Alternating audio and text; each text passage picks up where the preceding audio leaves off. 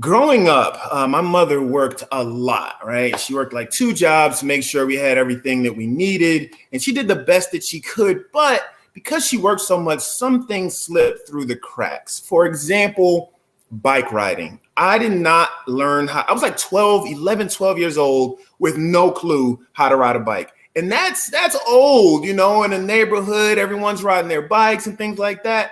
And I'm 11, 12 years old with no clue how to ride. It was pretty damn embarrassing.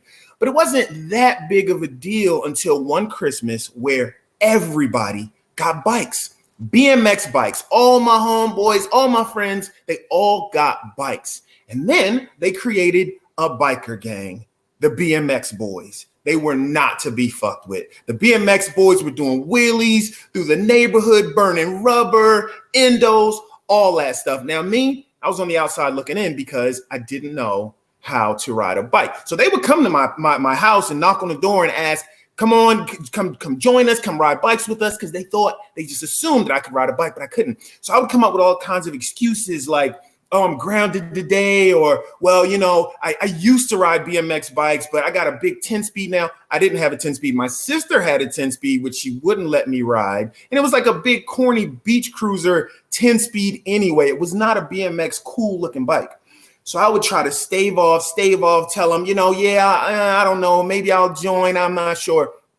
All the while I was begging my mother, please teach me how to ride a bike, please. But let's go somewhere remote, early in the morning, out of the purview of any BMX boy, because I didn't want my cover to be blown. So she would take me out in the mornings at a little middle school, far away parking lot, and teach me how to ride a bike. I was trash. For some reason, I just couldn't get it. My balance just wasn't there. I didn't have the coordination. I was falling so much, quitting, starting again. It was terrible. But I did get to the point where I could ride in a straight line and turn gingerly and slowly to the direction that I wanted to go in, with a little small degree of success. And so I was still building on that. But one day I got a knock at the door, and it was at least 8 to 10 BMX boys. It was time. They're like, let's go. Come on. We ride today. I'm like, fuck. I can't say no, and I do at least know how to ride straight. I'm going to do it. So I sneaked my sister's bike out, knowing that if she caught me taking that out, I was going to get my ass beat. She was 3 years older, and she was tough as nails. I was basically risking my life to go on this BMX bandit boys bike ride. So I take the bike out, and we're riding around the neighborhood. I'm going slow, but I'm trying to play it cool, just keeping my precarious balance as we, go down the street.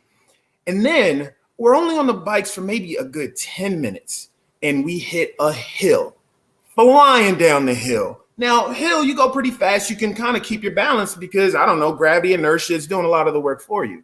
So I'm going down this hill, and it's feeling pretty good. I'm kind of, proud of myself. I got this big cruiser, picking up speed, and I'm doing it. It really feels like I'm riding a bike, and I'm a BMX boy. I'm one of the boys. I felt accepted. I felt great. Until I saw a truck coming along the intersecting road, and the other BMX boys are yelling out, yo, stop, truck, here it comes.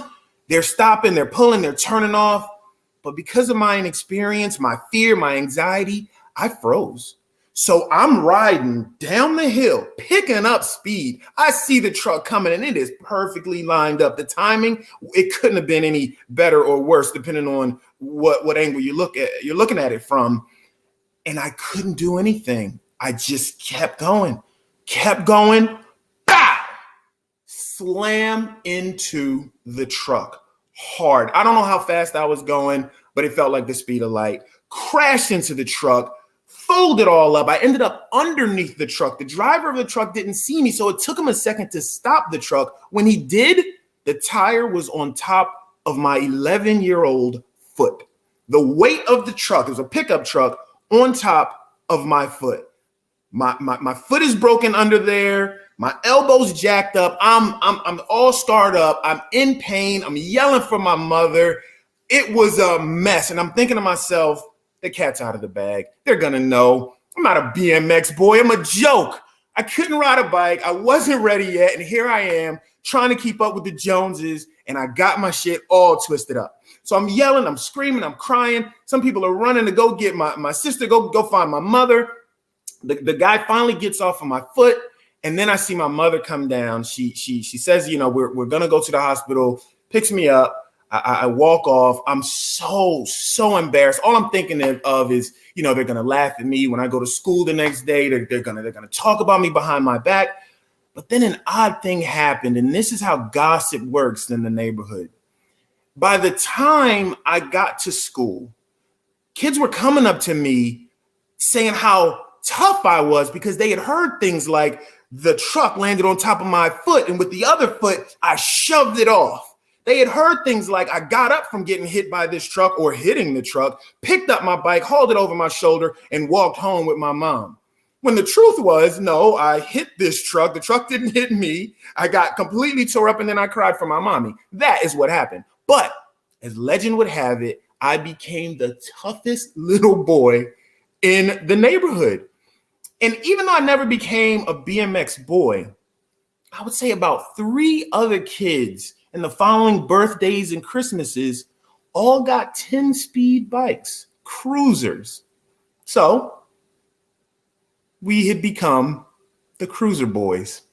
Didn't take off, but I was still very, very proud of that. Thank you.